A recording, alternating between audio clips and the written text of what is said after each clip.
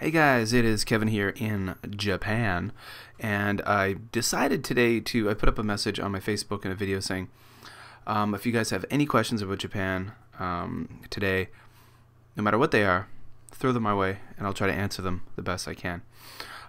So one of the reasons why I wanted to make the video was, of course, to share my knowledge with you, but I've got a new microphone, a Blue Snowball USB microphone, so I just wanted to play with that and test it out because I know the video will sound much better.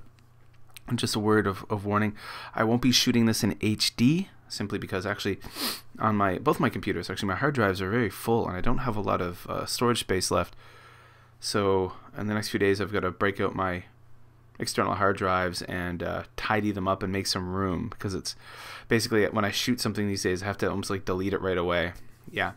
So let's get to it. So I posted this on my BusanKevin Facebook page. And I also put a video on YouTube. So I'll start with the Facebook page and I'll go through some of the questions, and then what I'll do is then go to the YouTube comment section and talk about that. So here we go. This first question is from Kelly, and he asked me, do you find you drink more with coworkers or when alone? Okay, definitely. I mean, I don't go out very much. I do love beer, so I do drink beer often at home.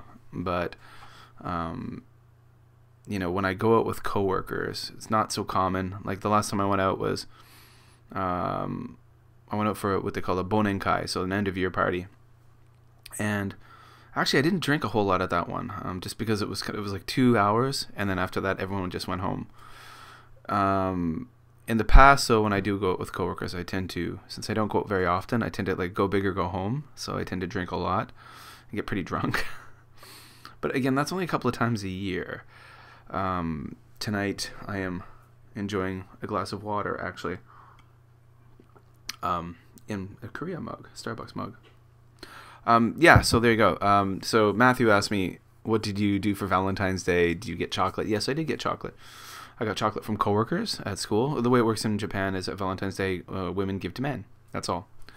On March 14th, White Day, men give to women. Now, of course, me being Canadian, I gave chocolates to my wife as well. So I got chocolates, and my wife made some really amazing. My wife and my son made some really amazing peanut butter and chocolate cookies, which was great. And I got some cool cards. So let's see. Kevin asked me a question, and I'm going to say, Kevin, your question I actually answered in the mailbag section of the Just Japan podcast number 2. So if you guys don't know, I have a podcast now, Just Japan. Links below. It's about everything Japan. It comes out every week, every Thursday, different topics. The first episode was I interviewed a long-term expat in Japan. He's an American who's been living in Japan for 23 years, Jim Mullins. Episode 2, I interviewed Jason Harris, who that episode was living in rural Japan. He's been living in rural Japan for 10 years now. So, and so Kevin, I answered your questions in episode 2. So there we go. Michael asked, did your kids play in the snow? There was a big dump of snow on Japan yesterday and today. Mostly in other parts of Japan. Tokyo, north of Tokyo, got a ton of snow. They're still getting tons of snow. I think Nagano's broken all records, more snow than they've ever had before, ever, since they've had records of the snowfall. We did get some snow in Osaka and Kobe, where my family lives. It was mostly just kind of plenty like rain and sleet, a little bit of snow. So they went out. My wife took my son out, but he didn't really get to play because there was nothing really to play with. It was just like slush and rain, unfortunately. Ben asked me, do you like craft beers here in Japan, and if so, how do you get a hold of them? The only time I seem to be able to try any is if there's a beer festival. Most of the time I can only get my hands on the usual stuff like Asahi and Kirin. Well, Ben, that's because you live in a small town. I know he lives in Yamanashi Prefecture. I live in Kobe, which is a big city. A lot of the convenience stores, not a lot, but some of them special, there's certain convenience stores that stock quite a bit of craft beer. Stuff like Yona Yona Ale. The names don't come to mind right away, but there's the Yoho Brewing Company out of Nagano, and they have quite a few beers which I can usually buy around here. I can get quite a selection. There's a store in Umeda in Osaka called the Craft Beer Base, and they've got a huge selection. And usually when my friend PJ comes and visits my house, he always brings a whole bunch of crazy cool beers from there. So I do like Japanese craft beer. I can get a fair amount of it here, but again, if you're like Ben and you're living in a smaller town, that's probably not so easy. Yeah, so I do like it. Now let's see. But I tend, by the way, I tend to, just because of budget restraints, I tend to drink Haposhu. And a Haposhu is a low malt beer. Beer in Japan is actually, the price is set. It's got to do with the amount of malt used in making the beer. The more malt, the more expensive the beer. So Haposhu is a low malt beer. You know, some people would say, you know, oh, Kevin, how can you drink that crap? Well, I mean, it's like Coors Light, basically. You get used to it. It's got 5% alcohol, the same as our standard beer. Maybe it doesn't taste as good, or it's a bit watery, but at the end of the day, it's really my budget. All my budget can afford. Yeah. So there you go. Haposhu, low malt beer.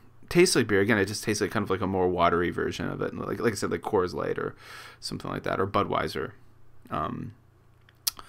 Nicholas asked me, Kevin, have you made a video of how to greet people properly in Japan, from coworkers to store employees and friends? No, I haven't. That's a good idea for video. There's a lot of different ways you greet people, and then the way you greet people, maybe in the beginning, for example, with your coworkers, once you form more of a relationship with them, in the beginning it's more formal and it gets more casual the better you get to know them. But that's a good idea for video, Nicholas. Very good idea. Michael asked me, Michael said, would you ever take over Kurt Bell hiking videos, or do something similar like uncut running videos when you're doing 6K distances, say, so we can see more of Kobe? I used to do, now a few years ago, if you kind of search back through my videos, probably more on the Jland Kev channel, when I was really into running and doing a lot of marathons and doing a lot of long runs, I used to bring my camera along and film a lot of really cool things in my long runs. Would I ever do Kurt style hiking videos? I've actually talked to Kurt about this, and I would love to at some point.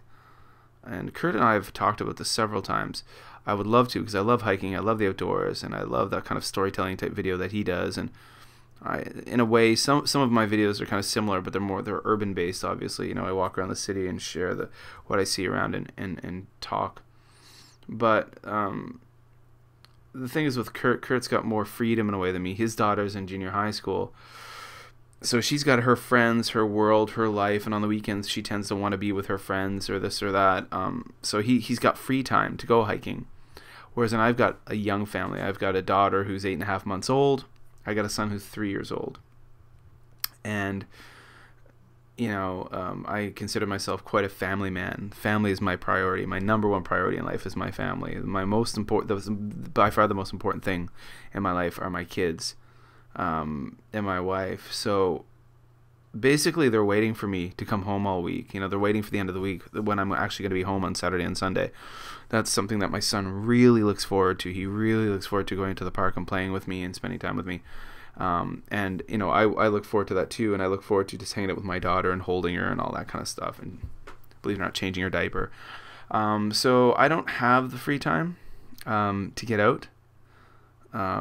Now I'm changing jobs in April, and with my new job I will actually have a lot more free time, so that's a possibility. Not every weekend, but with my current situation, the fact that I work for a board of education, for example, during the Golden Week holiday, at the end of April, beginning of May,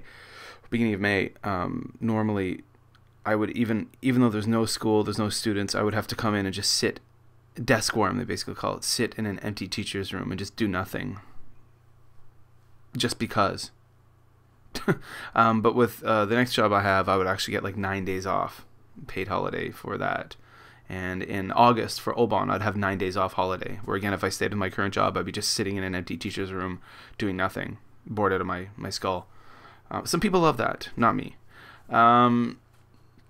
So I may make some videos, but and I'll make some hiking videos when it warms up a little bit with my son. But mind you, my son's only 3.5, so you know, I can't do any big expeditions. But the Mount Roko range is very close. I honestly just have to hop on the train for a few minutes, get to Sanamiya in downtown Kobe, and hop on the subway for you know, one stop, and then boom, I'm in the mountains right behind Shinkobe Station.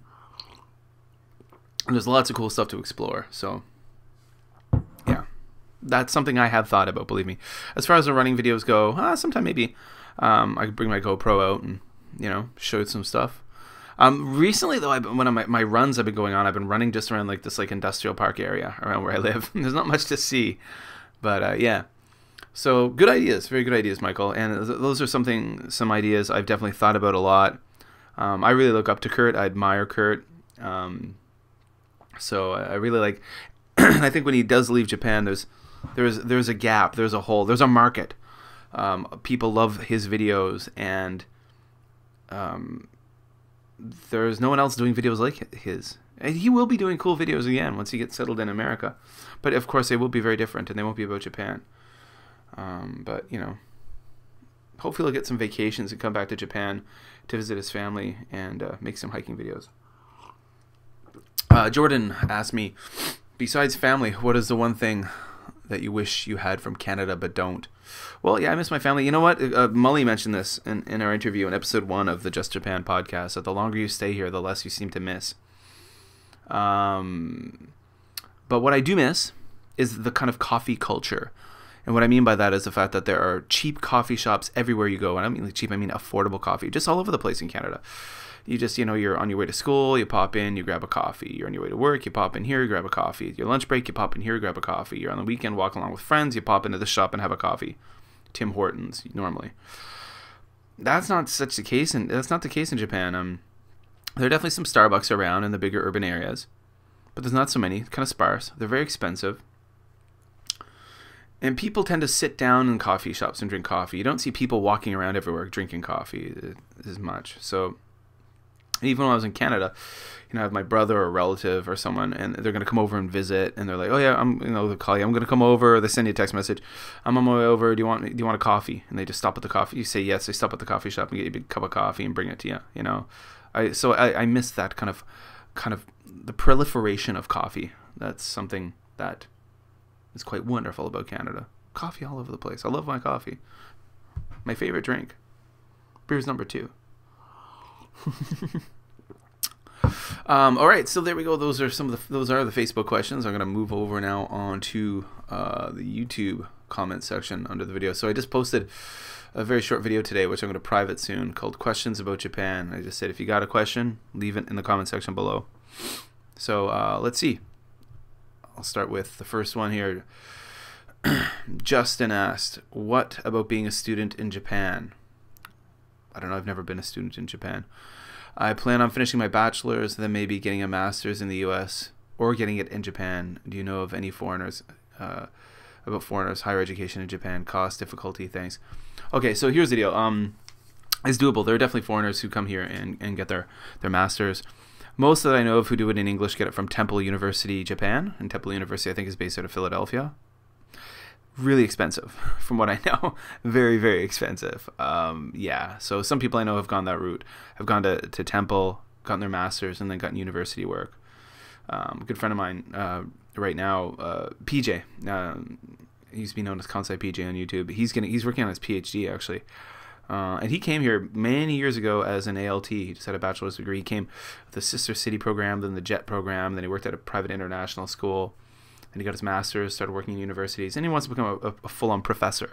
So he's working on his PhD now, but that's a very expensive school, and he works very hard at several jobs to be able to afford to do that. I've applied for a master's program, but it's actually from a Canadian university, and if I do get in, I can do it all 100% online, because it's a kind of tech-related thing, and that's actually pretty affordable because I am a Canadian, and it's, yeah, so...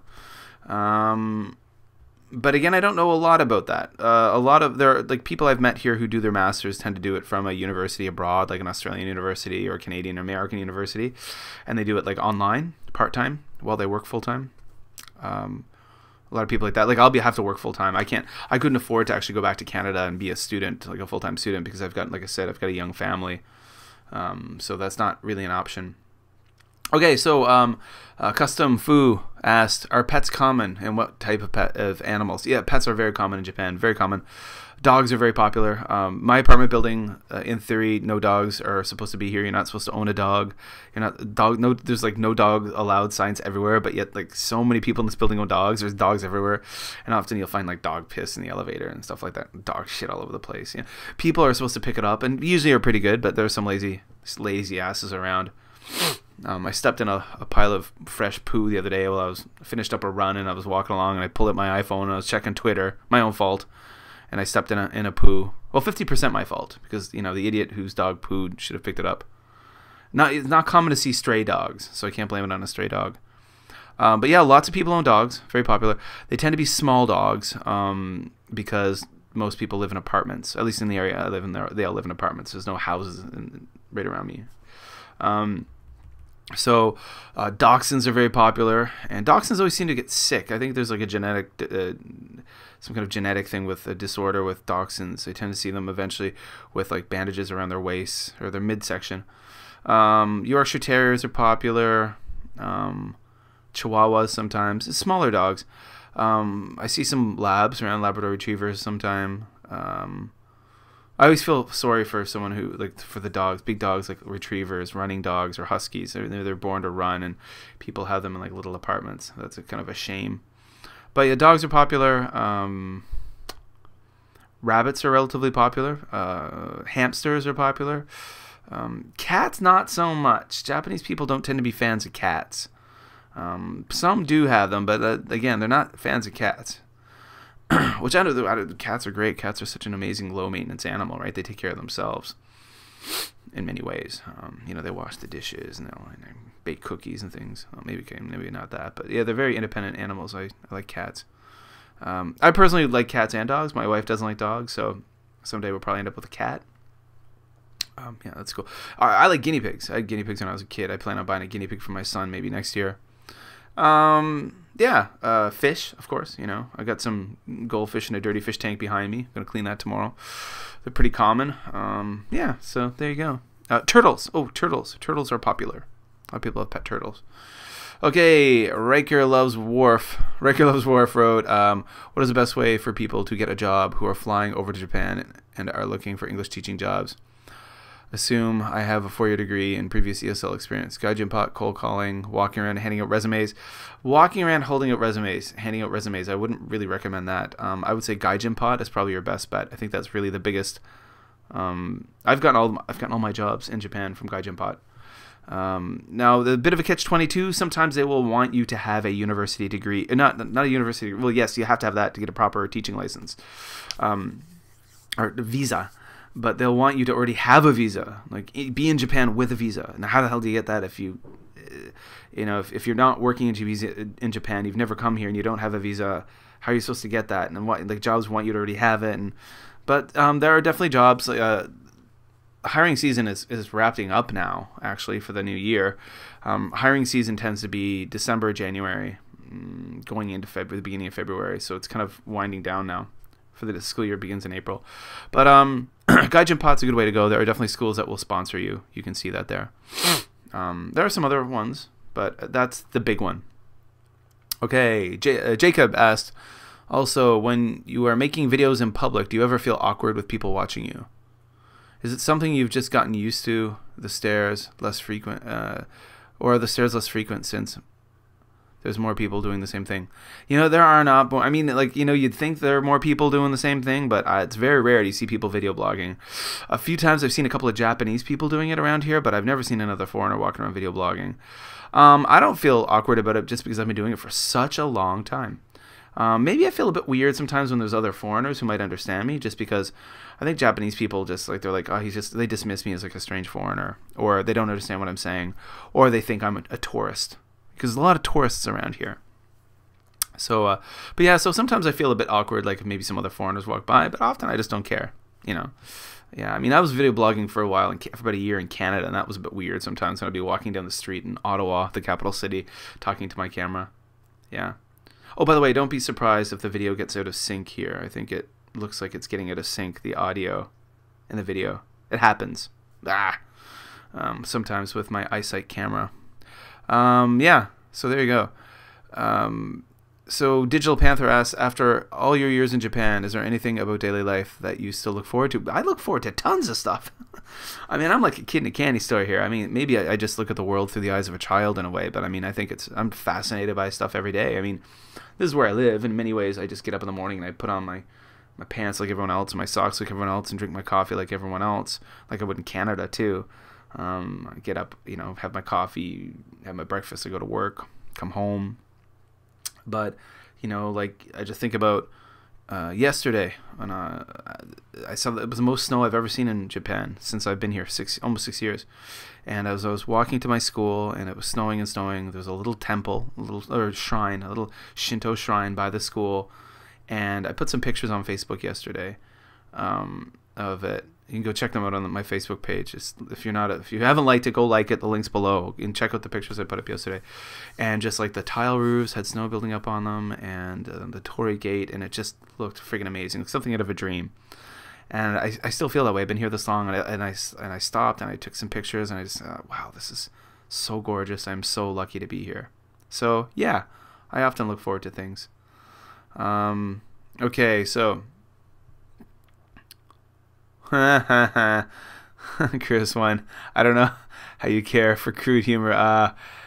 You like your snowball, huh? Haha. Hint from the movie Clerks.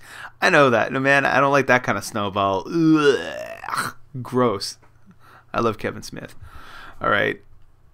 So Lordalkiss said, what did he say? Kevin, have you ever had a chance to move away from? If you were ever to have a chance to move away from the Kobe, Osaka region to another part of Japan, where would you actually like to go and have a chance to move to? And what would the reasons be why you'd like to be in those areas? Yeah, well, if I had to leave the Kansai area, to be honest, I'd like to live in a more rural area. To be honest, a more rural area would be wonderful. Yeah, so I don't know. Maybe in somewhere with a bit more snow. Yamanashi-ken? Nagano-ken? Gifu-ken. I think I'd like to live in Gifu-ken. It looks beautiful. Nick Ramsey, who lives up there, he's got a YouTube channel. Just search for Nick Ramsey on YouTube, and you'll see he's a runner and a trail runner, and he's from England. He lives up there in Gifu-ken, and he makes his breathtaking scenery of some of his running videos are spectacular, especially the GoPro ones. Which is actually down below. Logburner 2009 asks about that. Have you ever any footage of Gifu, please? I've been to Gifu once. I went to a place called Ghetto Onsen about 2 years ago. There are some videos somewhere down in the BusanKevin channel. Search BusanKevin Gifu or BusanKevin Ghetto Onsen. They might appear. There's just a few though. I've only been there once. But again, go to Nick Ramsey's channel. He hasn't made any videos in a while, but he's got a good little back collection. He's just been busy with work and running and stuff. But he's made a lot of great videos, a lot of great scenery in Gifu-ken. I think I'd like to live in Gifu. Smaller town, smaller area with lots of nature. That would be appealing for me. I get back into camping and hiking again. Used to do a lot of camping when I lived in Canada. Yeah, and that's why. Just nature, lots of nature and beautiful and stuff like that. I'd like to get back to nature. So Limbo Man 1988 wrote, are there many Japanese learning German? I read that German is the third most learned language at school in Japan. I have no idea. A lot of Japanese people go to Germany and visit Germany. I know that. Several of my coworkers have said they visited Germany. They have I know in Osaka they have a big German festival every year on Christmas. It's really nice. The Umeda Sky Building. There's a lot of Oktoberfests around. In Kobe, they have a few. So people like German beer and German sausage and stuff. As far as the language learning goes, I have no idea really. Actually, there's a school in Kobe called Deutschschule. It's like a German international school. It's kind of small, but there you go. All right. Wow, a lot more questions to get through. Hold on here. Flying Ninja Jazz. XX Flying Ninja Jazz XX. I would like to know, how do you get into Japanese universities? I'm going to be graduating soon from high school, and I really want to go to Japan University and start my new life over there. I don't know. Not a clue. I'm sorry. I've never gone to a Japanese university. I've never even contemplated it. So I don't know. I mean, I know like Kobe University, like you could Google Kobe. That's one I know a lot of. There used to be a foreign residence building by my place here, and there would be a lot of foreigners, English-speaking foreigners, who went to Kobe University, and I think they offer programs in English. There are universities, the big ones, that offer, like Osaka University, I think around here, they offer programs in English. So maybe just Google Kobe University or Osaka University and see if they have like an English website, and go check that out. That's the best I can say about that. I don't know. Gift Dones 1981 question: Why doesn't Japan focus on spreading their TV dramas, not anime, internationally, the way Korea is doing? And then PR Mangle commented to her, Korea seems to copy Japan in everything. Japan is not Korea. Oops, sorry. And then Kevin Kobe wrote, Japan has a great domestic market. Going international takes a lot of time and effort, and risks are fairly high. Why try to improve something that's already working well? Well, that's all true. I think, to be honest, I think what a lot of it has to do with is Japan already has an incredible tourist industry, and millions of people come here every year, and they've completely, apparently from what I've seen in stats, they've completely recovered since the whole earthquake Fukushima thing. They're back to normal again. Korea, like when I lived there especially, it was very rare to find tourists. I think their number of tourists are increasing, but it's still pretty small. It's not a tourist destination. Korea is just not really a tourist destination. And the Korean government really wants more people coming to Korea and spending money in Korea, and obviously, stimulating the economy. So this whole kind of Hallyu, the Korean wave, and a lot of experts and pundits out there will say there's really no such thing as that. But maybe there is. There is certainly in Asian countries, okay? I mean, I know in the Philippines, Singapore, Malaysia, people just love Korean culture. And in places like America and Canada, honestly, people still don't know anything about it. Even like K-pop, honestly, it's pretty niche. It's big within Korean American communities, I think, but I think kind of the typical Canadian or American doesn't know anything about Korea. And the Korean dramas, that style just wouldn't fly, I think, for the average Canadian who wants to watch something like Mad Men or House or Grey's Anatomy or something like that. It's such a different style. But I think so what it is the Korean government has been pushing the Korean TV industry and Hallyu and all that abroad, and spending millions and millions and millions and millions and millions of dollars promoting the Korean TV shows abroad and this and that. And the Japanese government just have no interest in doing that, because they don't, basically I think they see that they don't need to, because so many people are coming to Japan, because they're coming to see Kyoto, they're coming to see Kinkakuji in Kyoto, or Kumizudera, they're coming to see like Niigata, Akita, they're coming to see all these, like Tokyo, So I think that's why Japan just doesn't see a need to push abroad. And like Kevin in Kobe wrote, these shows do very well domestically. So yeah. Nathan McDonald wrote, do you know any military people there in Japan? I soon to be an army recruit going for MEPS next week. Would like to know what it is like for people from America's military over there in Japan. Well, yes, I do. I know someone in the American military, and it's your lucky day. The Just Japan podcast, episode 3, that drops this coming Thursday on the 23rd? No, sorry, it's January. Hold on, my calendar's wrong. My calendar's still in January. On the 20th, okay, on the 20th of February, the guest is my special guest is a member of the U.S. military, and he talks about being in the military in Japan. So the Just Japan podcast, it's on iTunes. Go click the link below, Nathan, and you'll hear a great interview all about that, and you'll hear it from the horse's mouth, so to speak. So there you go. And that's also, I'm going to address, that's a question that is going to go down to Stephen Wilkins, who's in the U.S. Air Force, who's going to be coming to Japan. He's asking about military in Japan. Again, on the 20th of February, the Just Japan podcast, my guest is a member of the United States military, and he'll be talking about his experiences in Japan. So there you go. Wow, so many questions. What is some right here? FQT Pab. What is cooler, Elvis Godzilla or the special McDonald's menu? Special McDonald's menu. Being eaten by Godzilla. Okay. Bathroom Carnage asks, is it easier to make native Japanese friends compared to living in America or Canada? I'm American. Sorry for the questions. How do Japanese girls respond to flirtation compared to in Western cultures? Okay, is it easier to make Japanese friends? I don't know. I don't know. I've never tried to make a native Japanese friend in America or Canada. I guess you need to speak some Japanese, and I mean it's possible. They're a bit more shy, not as outgoing. They tend to be more shy, but you got to be able to speak some Japanese. If you only speak English, you're gonna freak out most people. How do Japanese girls respond to flirtation? Well, I've only ever dated one, and she's my wife. I would say that they are kind of more shy and withdrawn. So if I think the kind of Western style of flirtation is definitely more aggressive, and you're probably going to freak girls out. To be honest, the Western cultures are much more forward and aggressive, so you've got to play things a bit more subtly and a bit more casually and not be as aggressive, I think. But again, like I said, I've only ever dated one Japanese woman, and she became my wife, so I don't have a lot of experience. Anya Abroad asked, do you have any advice for someone who's getting ready to move to Japan in a few weeks? Make sure you have all the medication you need and all the proper forms for it if need be. Stock up on medication. I think stuff like Tylenol or things like ibuprofen, cough and cold medicines. You might find that some of the medicines for cold and flu and stuff here in Japan might not be strong enough. Yeah, so I when I was in Canada at Christmas, I bought some stuff like things like this.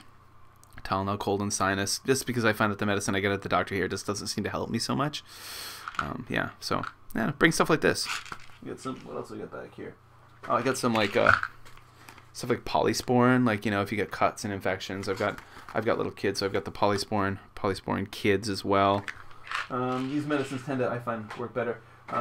If you're a runner like me, you tend to get like sore joints sometimes and stuff. So I've got you can tell this is from Shoppers Drug Mart. Ibuprofen, liquid gel caps. I say pick up some stuff like that. Yeah. So, 996. I would like to ask for your advice. I'd be very grateful if you could share opinion regarding. Oh, that's a big one. I don't know if I can get to that today.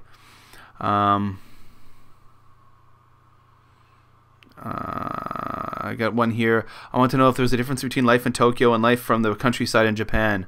There are definitely big differences. And I'm going to plug my podcast again. Episode 2 of the Just Japan podcast is called Life in Rural Japan. And I interview a long-term resident, an American who's been living in rural Japan. And he's also visited a lot of the big cities. He can tell you the differences. So links below, Just Japan podcast. Go download episode 2, Life in Rural Japan. Your questions will be answered in much better detail than I can do tonight. This is a long video, guys. This is a long video. Rianne's 22. Do you still get overwhelmed by the cultural shift from Canadian to Japanese culture? Nah, I've been here long enough where I don't get overwhelmed anymore. I'm kind of used to it. It's really different, and I know that. And I don't question it anymore. It's just really different. Ghost Obsessed asked, are there swings in Japan? Like on the playground? Yeah, almost every playground has swings. Same as back in America or Canada. Do people ice skate in Japan? They do, but not in the numbers as back home. You won't find like outdoor skating rinks and stuff. But like there's a big sports center near here, and I take my son to swimming lessons there. And there's also an indoor skating rink, very popular there. Jacob asked a few questions about language, one about housing. When starting to learn, what methods would you recommend? I don't know. Start learning vocabulary. Learn how to read hiragana and katakana right away too. I would say if you're gonna learn how to read hiragana and katakana. So if you buy beginners books, some beginners books use romaji, like the romanized alphabet. And my wife, who was a trained Japanese teacher, taught me this years ago, that she said people who learn how to speak Japanese through romaji, usually the pronunciation is really bad. It's not accurate. So learn kana. And get those beginner textbooks in kana. Like for example, there's one called Japanese for Busy People, and you can get the romaji version or the kana version. Get the kana version. You learn how to read everything in katakana and hiragana, and your pronunciation will be better. And then eventually move on to kanji, of course. What is the best way to memorize hiragana and katakana? Rote. Just rote memorization. Practice. Write it over and over again. Use flashcards. Okay. This is really long here.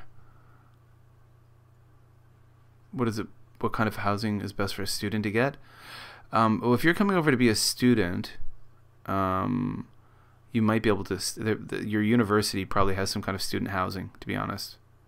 Yeah. So I would recommend that. Your school can probably hook you up with something. Okay, and PR Mangle asks, first, I just want to say that your videos are awesome, Kevin. Well, thank you very much. I appreciate that. Thanks for giving us your inside look at this amazing country. And I just want to ask if girls in Japan like Australians. Do they? Yeah, girls like Australians. I mean, you know, there's certain girls who probably would never date any foreigners just because they can't speak English and they're kind of shy. But, you know, yeah, I mean, I know a lot of Australians around here, and I've met Australians who have girlfriends and have wives who are Japanese, so I guess so. There's a lot of Australians in Japan. I will have no problem respecting their culture, and I'm very aware that I'm not Japanese. My ex is Filipino also, so they're Japanese, like Southeast Asia. What do you think?